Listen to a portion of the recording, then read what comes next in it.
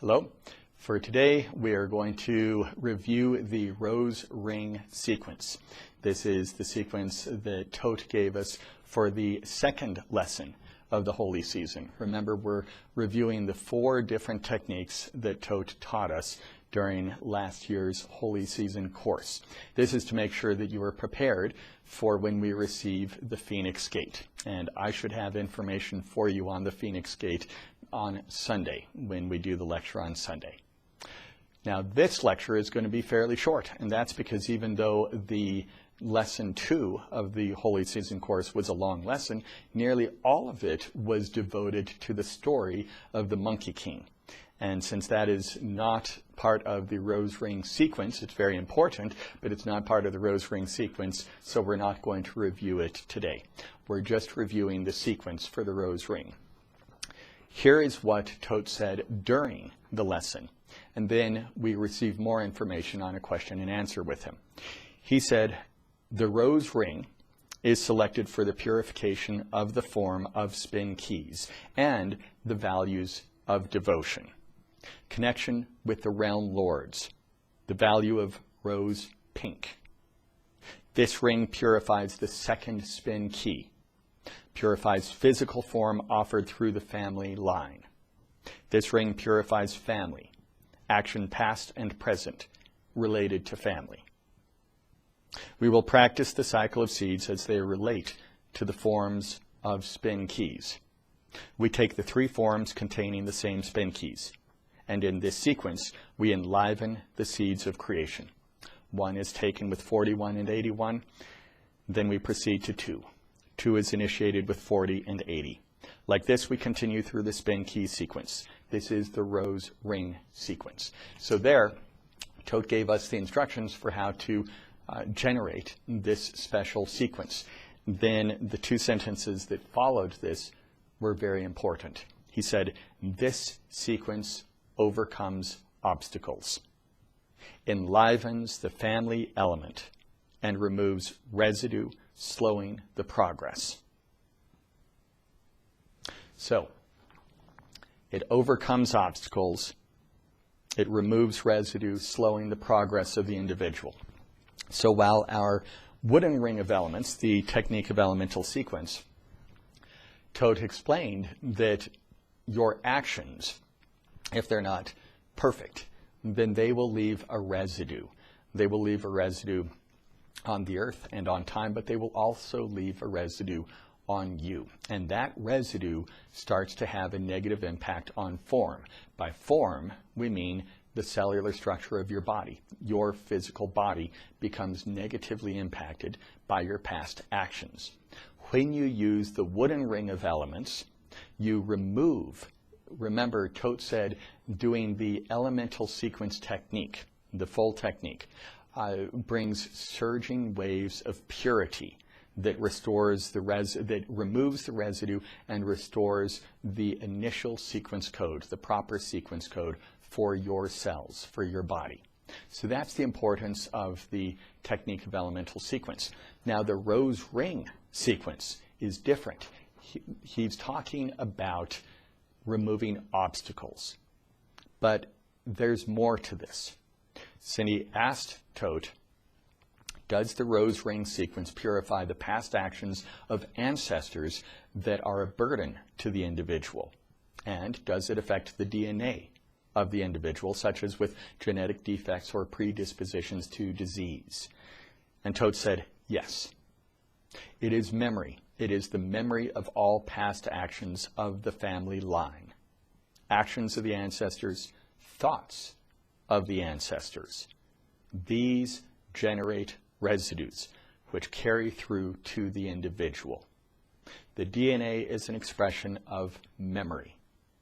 The rose ring purifies the residues of the ancestors, the memory of past action of the family, and family members existing in the present. All aspects of family are contained in the influence of the rose ring. So what does that mean? Well, obviously it means that the actions of your ancestors have a negative impact on you, but even their thoughts Isn't that amazing? The thoughts of one of your ancestors from 300, 400 years ago can have an impact on you today. It can have an impact on your DNA structure, making you more susceptible to certain diseases. It can have an impact on your body, making you more susceptible to diseases. It can have an impact on your life, making it less likely for you to succeed, getting in the way of relationships, getting in the way of any number of aspects of your life. The simple thoughts of your ancestors have that impact.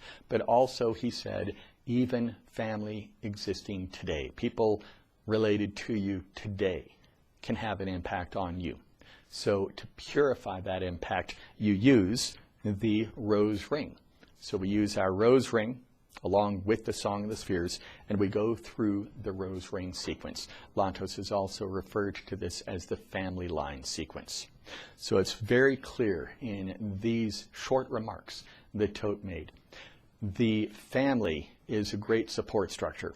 It is also something that generates a tremendous burden for people, because you carry the burden of the negative actions, the negative thoughts of all of your ancestors.